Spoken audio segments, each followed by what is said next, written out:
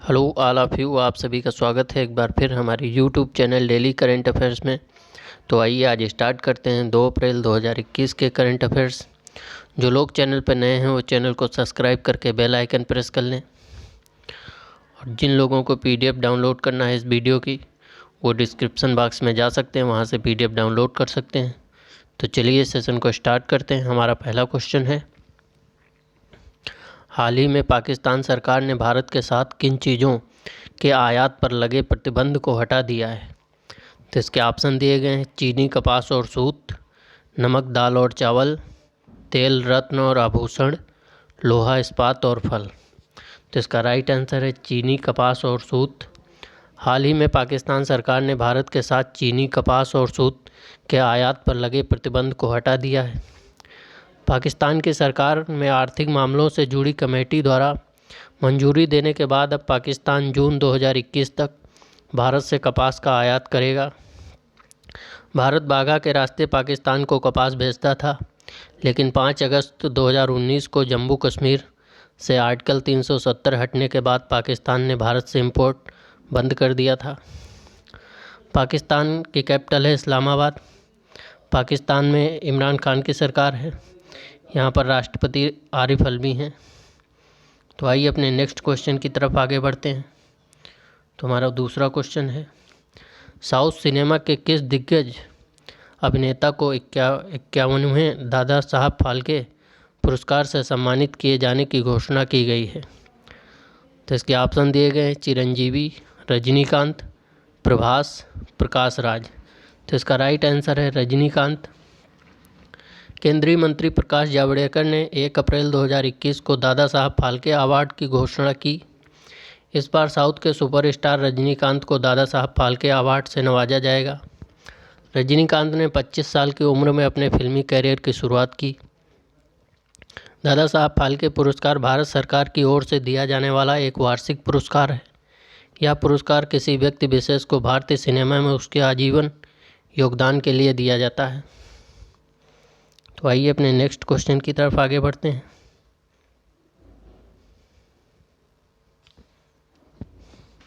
आयकर विभाग ने आधार से पैन कार्ड को जोड़ने की समय सीमा को 31 मार्च से बढ़ाकर निम्न में से कब तक कर दिया है? तो इसके ऑप्शन दिए गए, 1 जुलाई, 15 अगस्त, 30 जून, 25 जून। तो इसका राइट आंसर है 30 जून। केंद्र सरकार ने आधार कार्ड से पैन को लिंक करने की आखिरी तारीख बढ़ा दी है। आधार से पैन को लिंक करने की आखिरी तारीख 31 मार्च थी, जिसे बढ़ाकर 30 जून कर दिया गया है। यह पहली बार नहीं है जब सरकार ने इसकी समय सीमा को बढ़ाया है।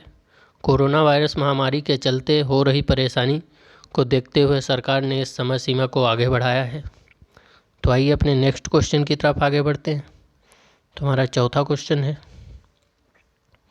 केंद्र सरकार ने उत्पादन आधारित प्रोत्साहन योजना के तहत खाद्य प्रसंस्करण उद्योग हेतु कितने करोड़ रुपए की मंजूरी प्रदान की है?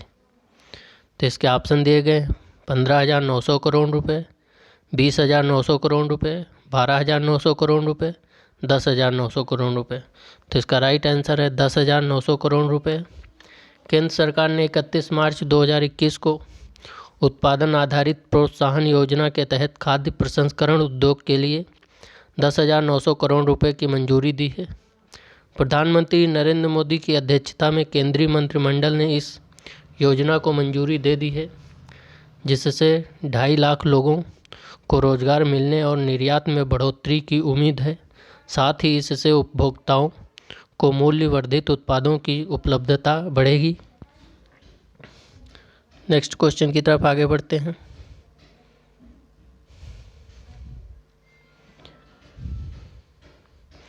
विश्व बैंक ने वित्तीय वर्ष 2021-22 के लिए भारत की सकल घरेलू उत्पाद जीडीपी की वृद्धि दर अनुमान को बढ़ाकर कितने प्रतिशत कर दिया है? तो इसके ऑप्शन दिए गए, 15.1%, 10.1%, 7.1%, 15.1%। तो इसका राइट आंसर है 10.1%। विश्व बैंक ने वित्तीय वर्ष 2022 में भारत की जीडीपी का ग्रोथ रेट पहले 5.4% रहने का अनुमान लगाया था, जिसे अब बढ़ाकर 10.1% कर दिया गया है। विश्व बैंक ने कोरोना वायरस की वजह से हालांकि जीडीपी ग्रोथ के मामले में अनिश्चितता कायम रहने की आशंका जताई है। देश में कोरोना वायरस वैक्सीन के बाद अधिकतर राज्यों में आर्थिक गतिविधियों में सुधार आने की उम्मीद जताई गई है। विश्व बैंक की स्थापना जुलाई 1944 में वाशिंगटन डीसी में हुई थी। इसमें 189 देश शामिल हैं। इसके प्रेसिडेंट डेविड मलपास हैं। तो आइए अपने नेक्स्ट क्वेश्चन की तरफ आगे बढ़ते हैं। हाल ही में किस देश ने नेपाल को एक समझौता ज्ञापन के तहत 800 करोड़ नेपाली रुपए की अनुदान सहायता प्रदान की है? तो इसके ऑप्शन दिए गए हैं पाकिस्तान, बांग्लादेश, भारत, रूस। तो इसका राइट आंसर है भारत। नेपाल के तेराई प्रांत में सड़क के बुनियादी ढांचे को मजबूत करने के उद्देश्य से भारत ने एक समझौता ज्ञापन के तहत नेपाल को नेपाली रुपए 800 करोड़ रुपए की सहायता प्रदान की है। इन तराई सड़कों को हालांकि राजमार्ग भी कहा जाता है और यह भारत नेपाल सीमा के साथ पूर्व पश्चिम राजमार्ग पर स्थित प्रमुख कस्बों को जोड़ता है।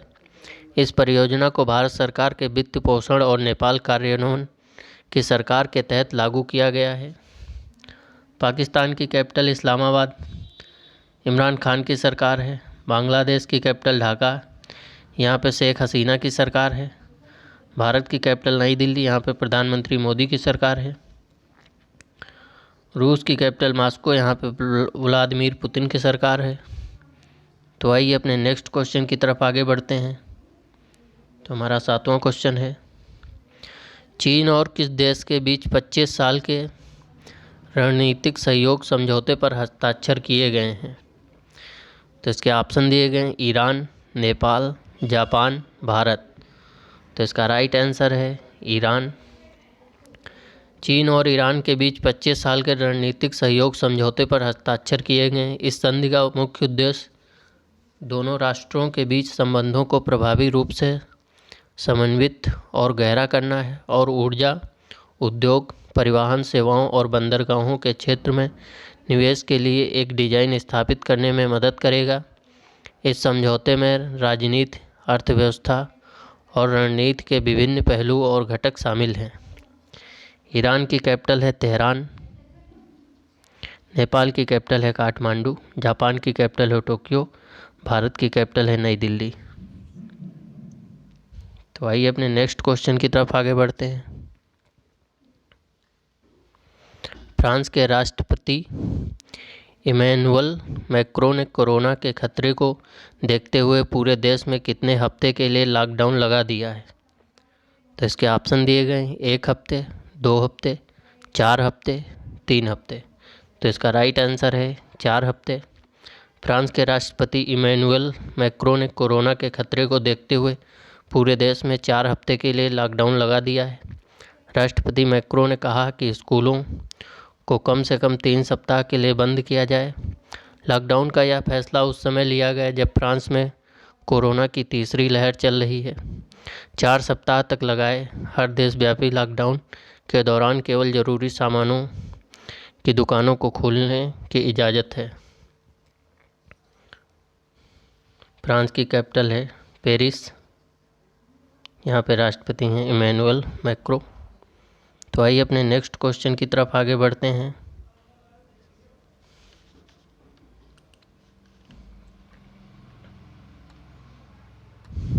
आईपीएल टीम दिल्ली कैपिटल्स ने निम्न में से किस पूर्व विकेटकीपर को अपना सहायक कोच नियुक्त किया है? तो इसके ऑप्शन दिए गए हैं पार्थिव पटेल, अजय रात्रा, दीपदास गुप्ता, विजय दहिया। तो इसका राइट आंसर है अजय रात्रा।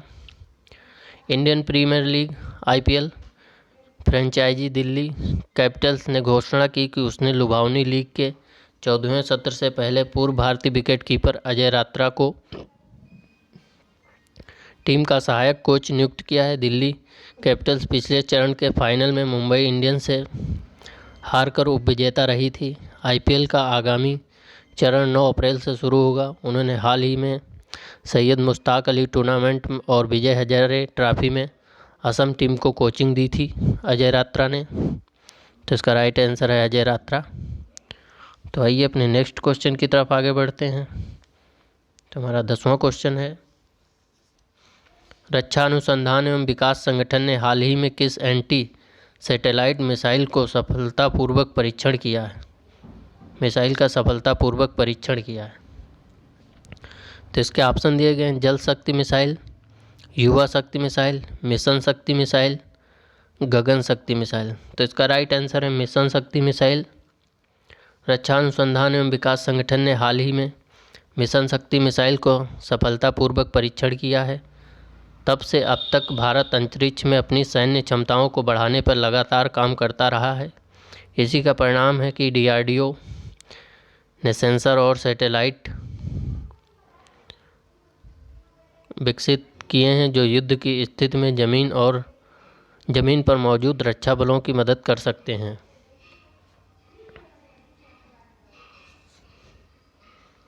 तो आइए अपने नेक्स्ट क्वेश्चन की तरफ आगे बढ़ते हैं। तो हमारा 11वां क्वेश्चन है, निम्न में से किस मशहूर फिल्म मेकर का 79 वर्ष की उम्र में निधन हो गया है? तो इसके ऑप्शन दिए गए हैं, अनिल धारकर, अनीस शाह, राहुल त्यागी, मोहन सेठ। तो इसका राइट आंसर है अनिल धारकर। जाने माने पत्रकार और लेखक अनिल धारकर का हाल ही में निधन हो गया है। वह कथित तौर पर दिल की बीमारी से पीड़ित थे। अनिल धारकर मुंबई अंतर्राष्ट्रीय साहित्य महोत्सव के संस्थापक और निदेशक थे, जो हर साल नवंबर में आयोजित किया जाता था। वह लिटरेचर लाइव के संस्थापक और निदेशक भी थे। अनिल ने दक्षिण बम्बई में आकाशवाणी ऑडिटोरियम को एक आर्ट फिल्म थिएटर के रूप में भी खोला था। तो इसका राइट आंसर है Anil Dharkar, option number A, जिनका हाल ही में भी 79 वर्ष की उम्र में निधन हो गया है। तो आइए अपने नेक्स्ट क्वेश्चन की तरफ आगे बढ़ते हैं। हाल ही में आरबीआई के किस पूर्व डिप्टी गवर्नर का दिल का दौरा पड़ने से 68 वर्ष की उम्र में निधन हो गया है? तो इसके ऑप्शन दिए गए हैं, एम.के. जैन, माइकल देवव्रत पात्रा, केसी चक्रवर्ती, बीपी कानूनगो। तो इसका राइट आंसर है केसी चक्रवर्ती। भारतीय रिजर्व बैंक आरबीआई के पूर्व डिप्टी गवर्नर केसी चक्रवर्ती का दिल का दौरा पड़ने से निधन हो गया है। Bank of Baroda, Indian bank और पंजाब नेशनल बैंक में काम करने के बाद चक्रवर्ती को 2009 में आरबीआई में डिप्टी गवर्नर बनाया गया था। उन्होंने 2014 में कार्यकाल समाप्त होने से 3 महीने पहले इस्तीफा दे दिया था। बैंकिंग से पहले चक्रवर्ती बनारस हिंदू विश्वविद्यालय में पढ़ाते थे।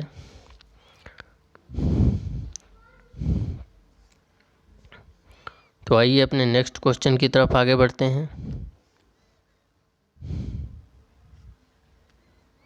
जल शक्ति मंत्री गजेंद्र सिंह शेखावत ने जल जीवन मिशन के तहत कितने राज्यों के लिए प्रदर्शन प्रोत्साहन निधि के रूप में 465 करोड़ रुपए मंजूर किए हैं? तो इसके ऑप्शन दिए गए हैं, 8, 10, 4, 7। तो इसका राइट आंसर है 7। जल शक्ति मंत्री गजेंद्र सिंह शेखावत ने जल जीवन मिशन के तहत 7 राज्यों के लिए प्रदर्शन प्रोत्साहन निधि के रूप में 465 करोड़ रुपए मंजूर किए हैं।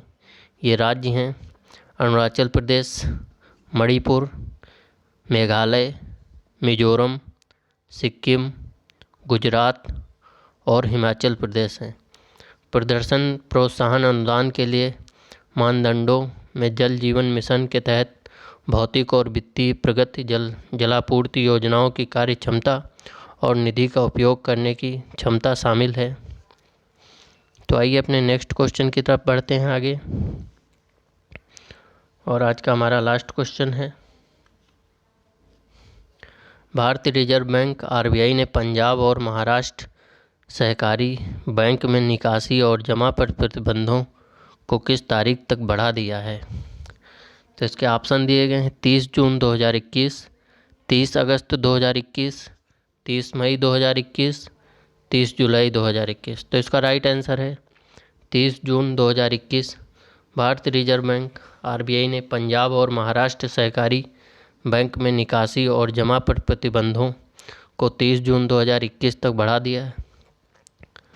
यह निर्णय इसलिए लिया गया क्योंकि केंद्रीय बैंक घोटाले से प्रभावित इस बैंक के लिए एक निवेशक को अंतिम रूप देने के लिए काम कर रहा है। भारतीय रिजर्व बैंक ने सितंबर 2019 में बैंक में वित्तीय अनियमितताओं के सामने आने के बाद पंजाब और महाराष्ट्र बैंक सहकारी बैंक पर प्रतिबंध लगाए थे। उसके बाद आरबीआई ने पंजाब और महाराष्ट्र सहकारी बैंक की सभी गतिविधियों पर अंकुश लगाया था। पंजाब और महाराष्ट्र सहकारी बैंक की स्थापना 1984 में हुई थी। इसका हेडक्वार्टर मुंबई में है। तो आज तक की बात यहीं तक रखते हैं, कल फिर मुलाकात होती है। तब तक के लिए धन्यवाद। अगर वीडियो पसंद आया हो तो चैनल को लाइक, शेयर और सब्सक्राइब करना ना भूलें। धन्यवाद।